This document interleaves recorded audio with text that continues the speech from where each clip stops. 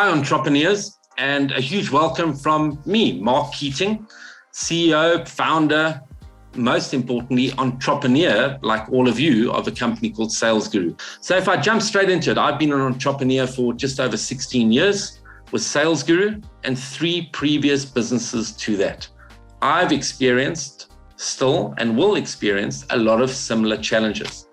But my focus is really around how is it that you as an entrepreneur can achieve greater sales? In my experience, what are some of the key challenges entrepreneurs face in trying to get their products to market? Those entrepreneurs that are knocking on so many doors and not getting enough sales coming through. Point 1, focusing on the wrong target audience. Not having a look at what my product or service is, not so much what it is, but what are the problems that we help our customers solve, or how do we help them to be better off than where they currently are in relation to what it is we offer. If I have clarity around that, I can then define the target audience whose problems or outcomes we can help achieve greater than where they are right now, and have a laser focus on that. We spread too wide. We're throwing, the wrong fishing net into the wrong parts of the ocean, and we catch nothing. I'll come on to that shortly. Then the wrong approach. If I know who my target audience is, how am I approaching them? And I see too often people are sitting around and sending emails and crossing their fingers, sending LinkedIn requests, crossing their fingers. Build it and they will come. Nonsense. Build it, look at the value, better off, and get out and make people aware you exist, not what you do. This is how we help you. So the telephone, I'm a massive proponent. 2-way engagement. Let me reach out to as many people in my target audience and speak to them 2-way.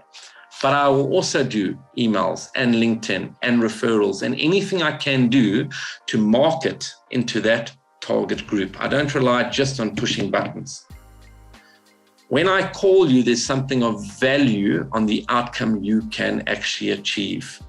A simple example to share with all of you, we offer, I passionately believe, amazing sales training. But if I phone entrepreneurs and talk around all of my sales training products, don't get a lot of value. But if I position it and say, good afternoon, Sipa. It's Mark calling from Sales Guru. Sipa, I work with a lot of entrepreneurs like yourself that have an ongoing challenge to get in front of more qualified prospects and close more business every day. Are those areas currently a challenge for you? Buying motive related question linked to the outcomes of what we do, not what it is, into the right target audience. When you do that, far greater results. And the last point is, and I see this time and time again, entrepreneurs, wrong target audience, the wrong marketplace, the wrong approach, and I'm getting lots of no's. And when that happens, I pull back and I start to do less and less and say, this sucks.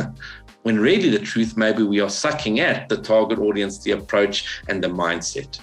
You're in the entrepreneur business, you're in the asking business.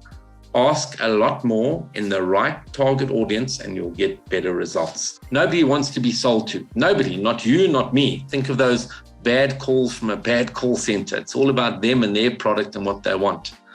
You've got to have passion and never ever take that away. You've got to have belief in regards to what you do. But people buy for their reasons, not for yours. And they buy again for the outcomes of what you provide, not what your product or service is. So I'd recommend to all of you, take a piece of paper, write down the top 3 problems that your product helps companies or individuals to be better off than where they are. What are the pains they remove? What are the outcomes they achieve? And we start to then really focus on that as opposed to purely your passion. I think also the way to remove passion, sometimes when passion comes in too much, we talk way too much and we learn nothing about creating 2-way engagement when I'm talking. But when I'm asking around those areas and I'm getting you as the potential customer to give me feedback, we start to create a buying atmosphere. So please prepare far less on what you're going to say and tell them and prepare far more in regards to the questions that we can ask. And when you mold that all together and the understanding that I've got to keep my passion, but I need a sales framework, a process around value because that's what your customers are going to buy. Thoughts on localizing or not? Should we sell purely locally or into a specific area, or generalize and have a broader approach? Well, it comes down to what you offer and where your target market is. I can have the most amazing fishing net. I throw it into the wrong area, I catch no fish again. What I've seen is many entrepreneurs fail because they go too wide, too early, and have little success in several areas. And each area could be slightly different. But I have seen numerous entrepreneurs create great success by having this laser-like focus into one specific part of an industry, a business sector, a designation, a geographical location, whatever it could be. Define target audience, define list, no more than maybe 50 companies or people on that list. And I have a focus, 30 days, that's who I'm going to reach out to. I then reach out to those people and I start to create value and a success story in that.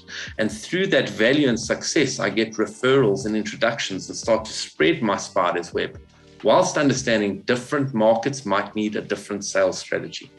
But to close this off, should I spread wide or focus laser-like? Confucius had this great saying, and he said, the person that chases two rabbits often goes hungry. Laser focus. A recent example of a success story that I've seen is a startup. One company popped up immediately, a company called No PBX. And a PBX is that desktop phone that you would have had maybe at a small office. They came up with an app, start of COVID. Everyone had to start working from home, or the vast majority of people left offices. And whilst it's fine to phone from a cell phone, businesses wanted to keep that landline number. They also then had staff working from home, having to use their personal cell phone accounts, running out of airtime, trying to balance books, calling into a cell phone number. It was a nightmare. So they launched an app that on your cell phone, there's nothing applied apart from just the tech on the app. I could now download it very, very simply. And when a call comes to my office number, it rings on my cell phone or to my staff cell phones. And when we dial out, I push, it's going from that office number at the office expense separate account, and off I go. They realized target audience, not the biggest listed companies in South Africa, your small businesses, 3 to 10 staff. They realized then what's our approach to the target audience. They couldn't go and hire 50 salespeople. They went through the dealer network, existing telecommunications providers, and showed the product with first the value to their target customers, and then the value to that dealer. And the dealers have launched and taken their product into South Africa. We're talking now just over a year later. They launched October 2020. We're now in November 2021, and they've got over 1,000 customers in a short space of time, taking some of the concepts that I've shared with you already. So 3 key learnings that I can impart to yourselves here as you embark on your journey of getting products to market. Number 1, belief and enthusiasm for what it is you do. Gents and ladies, this is a tough environment. We're sitting with a lot of challenges, but don't lose the passion for what you do, aligned most importantly to how does what you do help people to be better off, your customer target base. How can they be better off? And aligning then your approach around not what we're going to tell them, but how do I ask that in a question to get their feedback, to create a buying atmosphere. And then removing any sales pressure from engagement, that I can start even with the start of a meeting saying, Sipho, great to meet with you.